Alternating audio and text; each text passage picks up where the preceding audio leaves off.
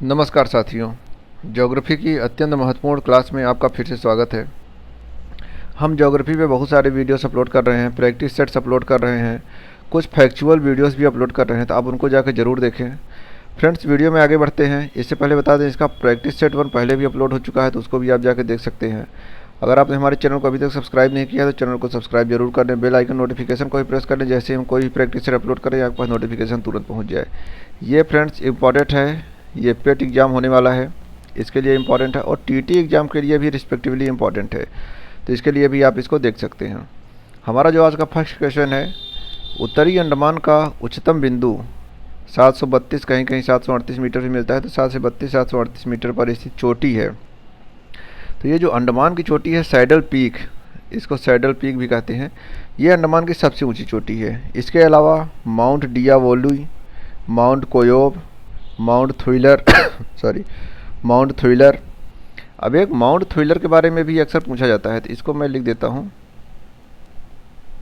Mount थ्विलर, और इसकी ऊंचाई क्या है, 642 मीटर।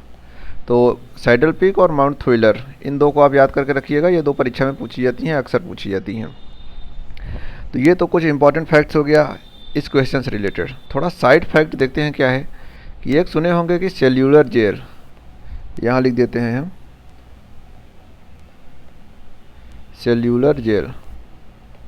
अंग्रेज़ किसी को भेजते थे तो सेल्यूलर जेल में भेज देते थे, जो कि एकदम आउट थी, एक तरह से आइलैंड भी थी।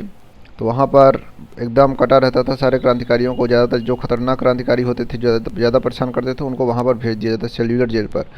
और सेल्यूलर जेल कहाँ है, दक्षिणी अंडमान पर है, क्योंकि जो अंडमान और निकोबार की राजधानी है पोर्ट ब्लेयर, वो दक्षिणी अंडमान पर है, और वहीं पे सेल्यूलर जेल भी अवस्थापित है। तो ये 2-3 क्वेश्चन हैं अंडमान से रिलेटेड जो परीक्षा में अक्सर पूछे जाते हैं, तो इनको आप नोट्स बना के रखिए।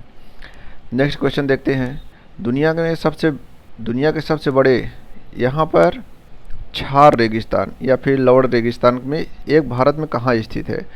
तो ये फ्रेंड्स आपका कच्छ के गुजरात में स्थित है। कच्छ के गुजरात में क्या मैटर है, क्योंकि जो कच्छ का गुजरात एरिया है, वहाँ पर बहुत ज़्यादा एक तरह से कह सकते हैं दलदली भूमि पाई जाती है, लवड़ी भूमि पाई जाती है, जिसकी वजह से वहाँ पर एक तरह से मरुस्थल बन गया है। और यहाँ की मिट्टी क्या है, अम्लीय है। खेत में चूने का प्रयोग करेंगे तो मिट्टी में अम्लीयता को काउंटर किया जा सकता है। जिप्सम का भी प्रयोग कर सकते हैं। अम्लीय मिट्टी फ्रेंड्स चाय बागानों के लिए भी बहुत ज़्यादा इंपॉर्टेंट है। तो आपका करेक्ट आंसर हो जाएगा कच्छ गुजरात।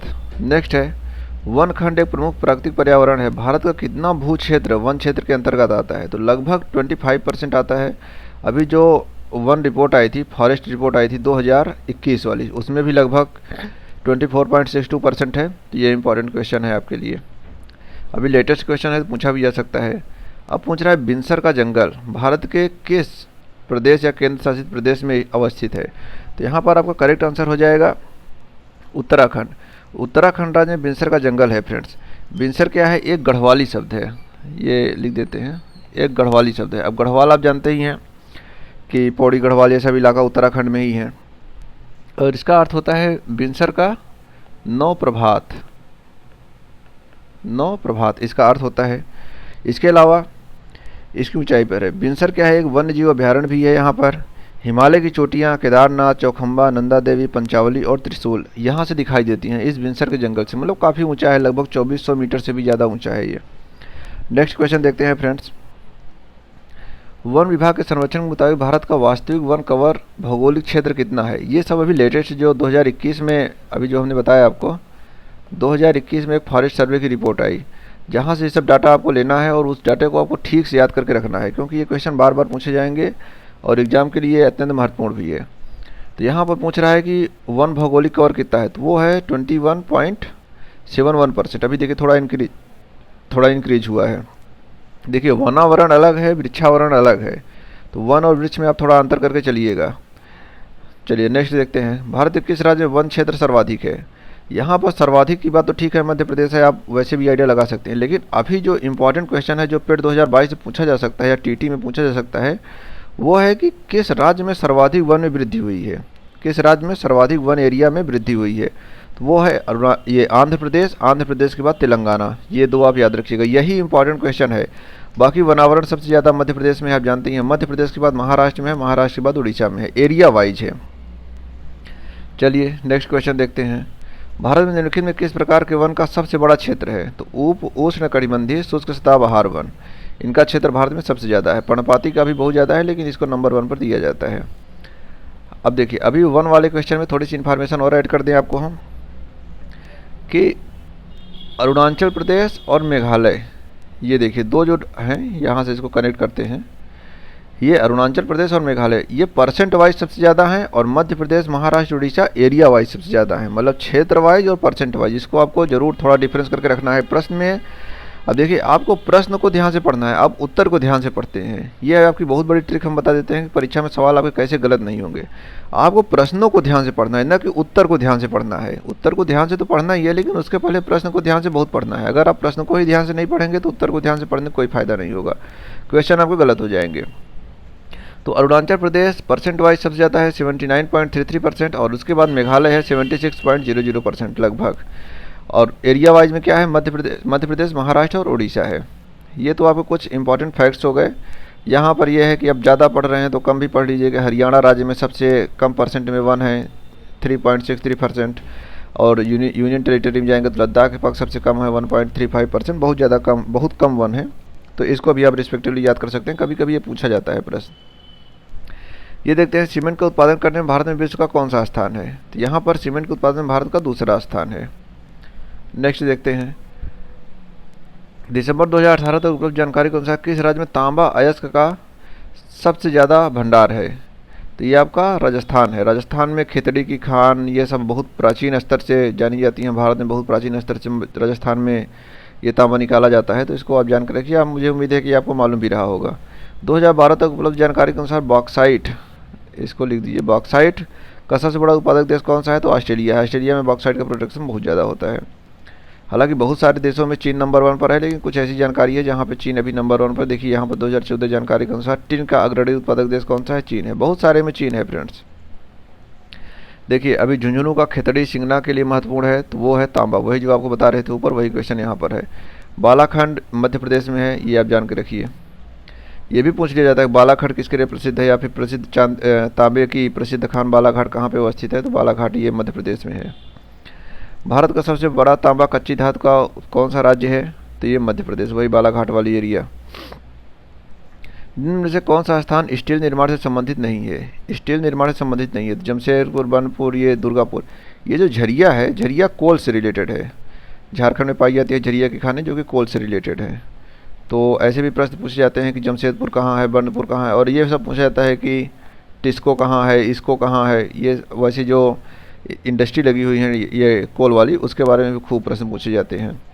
किस शहर को स्टील सिटी ऑफ इंडिया के नाम से जाना जाता है? तो वो आपका है जमशेदपुर। उस पड़ोसी राष्ट्र की पहचान करें जिसके साथ भारत अपनी सबसे लंबी सीमा साझा करता है। यहाँ आपको एक बार की लगेगा कि चीन हो सकता है, लेकिन चीन देखिए 3488 किलोमीटर है, लेकिन बांग्लादेश का 4097 किलोमीटर है, इससे थोड़ा ज़्यादा ही है। लेकिन यहाँ पर देखिए बांग्लादेश फर्स्ट नंबर पर है, चीन सेकंड नंबर पर है। तो ये आपके लिए इंपॉर्टेंट प्रश्न हो जाता है कि आप इसको ध्यान से पढ़िए, ध्यान से लगाइए, क्योंकि आपको चीन लगा के चले आएंगे, ऐसा लगता है आपको कि जम्मू कश्मीर से लेकर अरुणाचल प्रदेश तक चीन की सीमा है। लेकिन जो भारत का भी मैप आपको बना के दिखाते हैं, यहाँ से आइएगा, ये मान लीजिए नेपाल की एरिया है, थोड़ा इधर बढ़ते हैं, इधर ये देखिए, यहाँ पर जिस तरह से आप बढ़ के यहाँ आते हैं तो ये वाली देखिए कितनी ज़्यादा एरिया यहाँ पर एक करते हैं। यहाँ पर देखिए ये एरिया गोल गोल गोल गोल गोल गोल यहाँ तक बांग्लादेश से लगी हुई सीमा है। तो इसमें जब सीमा ऐसे ऐसे चल रही है तो यहाँ पर ज़्यादा एरिया कवर करती है। तो इसलिए बांग्लादेश के साथ भारत की जो सीमा है वो ज़्यादा है, चीन के साथ थोड़ी सी कम है। चलिए नेक्स्ट क्वेश्चन देखते हैं फ्रेंड्स। नेक्स्ट क्वेश्चन में 35 नंबर क्वेश्चन देखते हैं। कौन सा जिला भारत की अंतर्राष्ट्रीय सीमा पर है? तो यहाँ पर जो आपको करेक्ट आंसर हो जाएगा वो हो जाएगा किन्नौर। अंतर्राष्ट्रीय सीमा का मतलब क्या है फ्रेंड्स? कि जो किसी दूसरे देश के साथ सीमा साझा करता है उसको अंतर्राष्ट्रीय सीमा कहा जाता है। और किन्नौर कहाँ है? हिमाचल प्रदेश में है। ये हिमाचल प्रदेश का एक ज़िला है किन्नौर। चलिए और इसके बारे में थोड़ी जानकारी ऐड करते हैं। इसकी सीमा कहाँ से सटी हुई है? तिब्बत से सटी हुई है। सामरिक दृष्टि से बहुत ज़्यादा इंपॉर्टेंट है। हिमाचल प्रदेश की जो राजधानी शिमला है इससे लगभग 250 किलोमीटर दूर है स्थित। और सतलुज और स्पीति नदी भी लगभग इसी के आसपास से बहती हैं, किन्नौर से ही। सतलुज और स्पीति ये दो नदियां हैं जो कि इसी के आसपास से बहती हैं। तो ये इंपॉर्टेंट क्वेश्चन हो जाता है आपके लिए। नेक्स्ट देखते हैं, यहाँ पर भारत में कुल सिंचाई का 45%, घरेलू पानी का लगभग 80% भूजल रिजर्व से आता है। मतलब जो ज़मीन के अंदर पानी रिजर्व है, या फिर बरसात का पानी, किसी भी तरह नदी का पानी, नहर का पानी, ये सब ज़मीन के अंदर जो जाते हैं, रिजर्व रहते हैं, उसको भूजल का पानी कहा जाता है, भूजल का रिजर्व कहा जाता है। और इसका स्टेटस दिनों दिन फ्रेंड्स नीचे चला जाता है, क्योंकि अभी जो पानी का जो दोहन हो रहा है बहुत अतार्किक हो रहा है, बहुत असंवेदनशील तरीके से हो रहा है। तो पानी का स्टेटस जो नीचे चला जा रहा है, कुएँ बहुत सारे सूख रहे हैं, नलकूप बहुत ज़्यादा सूख रहे हैं, जो छोटे छोटे नल हैं वो बहुत ज़्यादा सूख रहे हैं। थोड़े से पहाड़ी एरिया में है, पानी की बहुत ज़्यादा किल्लत देखने को मिल रही है। यहाँ तक कि मैदानी एरिया में पानी का स्टेटस बहुत नीचे होता जा रहा है। उसका रीज़न ये है कि यहाँ हमारे देश में, भारत में, जो पानी वाली फसलें हैं उनका उपयोग ज़्यादा किया जा रहा है, जिसमें पानी बहुत ज़्यादा लगता है, जैसे कि धान हो गई, गन्ना हो गई, इनका बहुत ज़्यादा प्रोडक्शन किया जाता है और अतार्किक रूप से इनका प्रोडक्शन किया जाता है। दूसरी फसलें उगाई जा सकती हैं जिन्हें पानी की कमी होती है, लेकिन इनको ज़्यादा प्रेफरेंस दिया जाता है और बहुत ज़्यादा कह सकते हैं कि बहुत ज़्यादा पानी का यहाँ पर नुकसान हो रहा है। तो इसका स्टेटस बहुत ज़्यादा नीचे होता जा रहा है। पानी बचाओ जल अभियान भी चल रहा है, हर घर टोंटी से पानी पहुँचाने की बात की जा रही है। तो बहुत सारे अभियान भी चल रहे हैं, उसको आज देख लीजिएगा योजनाओं वाले चैप्टर में, तो आपको कुछ प्रश्न योजनाओं से भी सही हो जाएंगे। 37 नंबर का देखते हैं, भारत की सीमाएँ कितने देशों से लगती हैं? तो यहाँ पर आपका करेक्ट आंसर हो जाएगा, भारत की सीमाएँ 7 देशों से लगती हैं। अब 7 देशों का नाम भी इंपॉर्टेंट है, उनको भी आप जान लीजिए।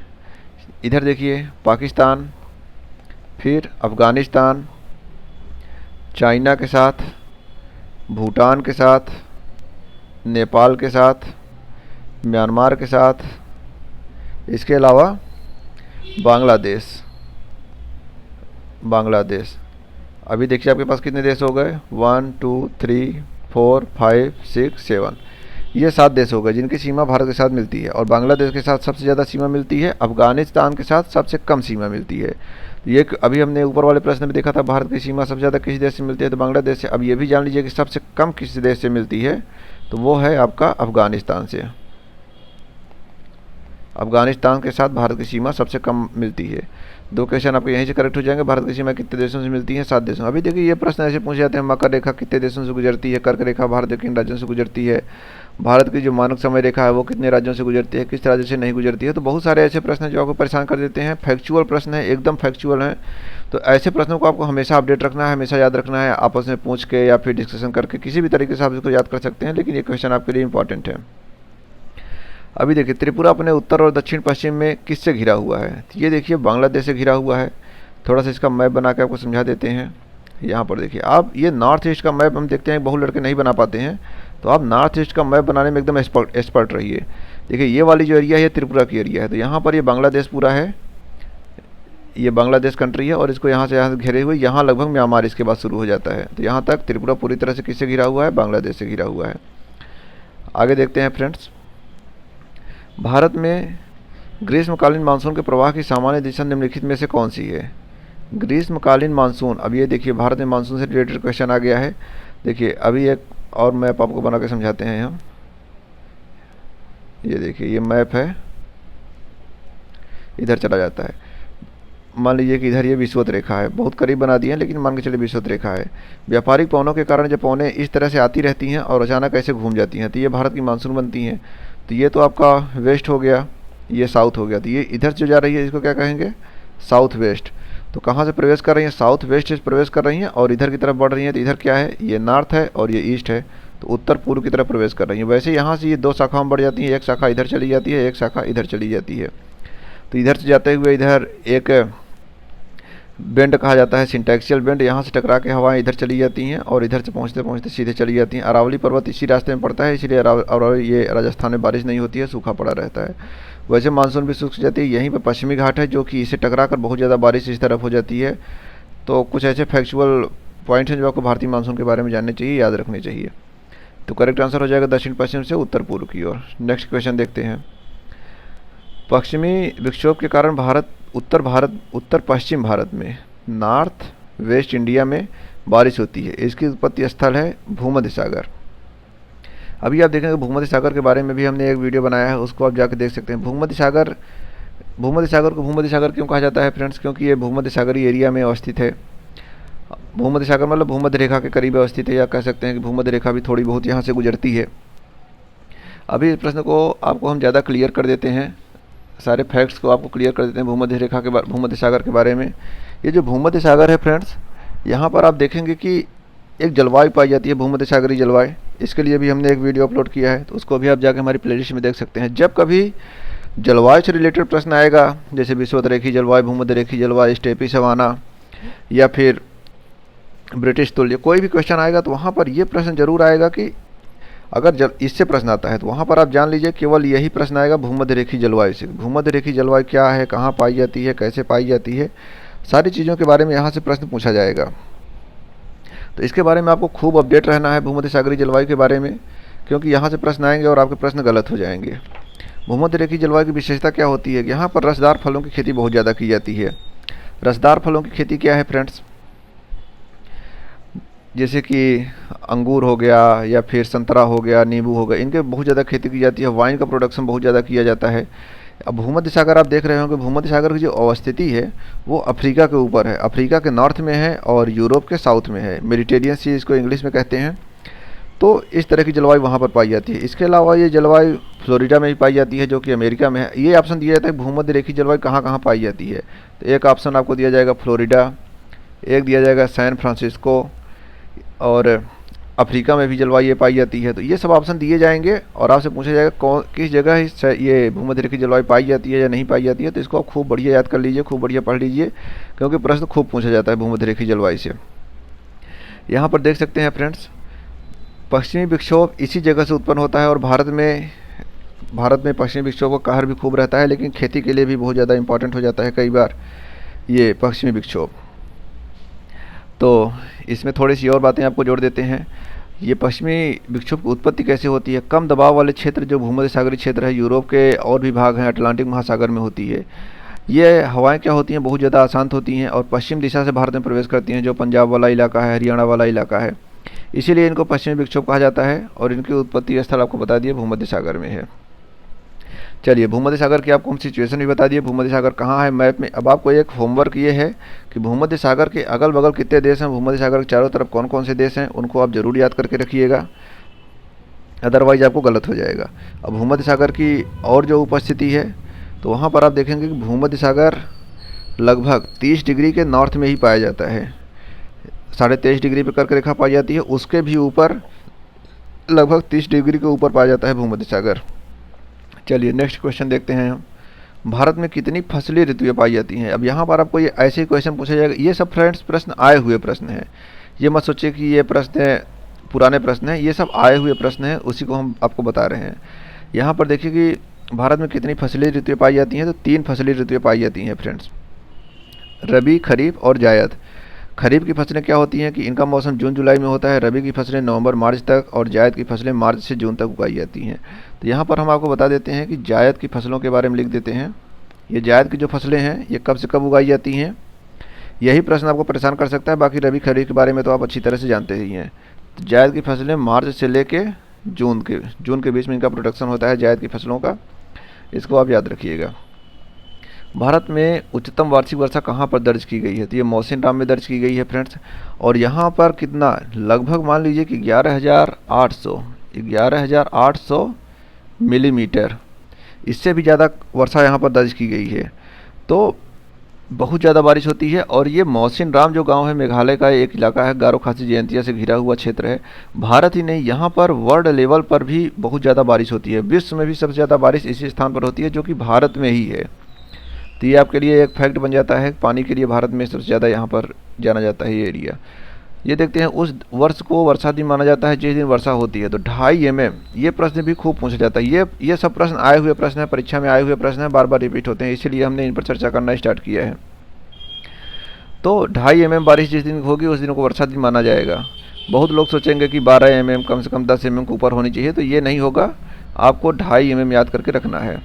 आगे देखते हैं, भारत के किस राज्य में कर्क रेखा ट्रॉपिक ऑफ कैंसर के अति समीपस्थ कोई शहर है?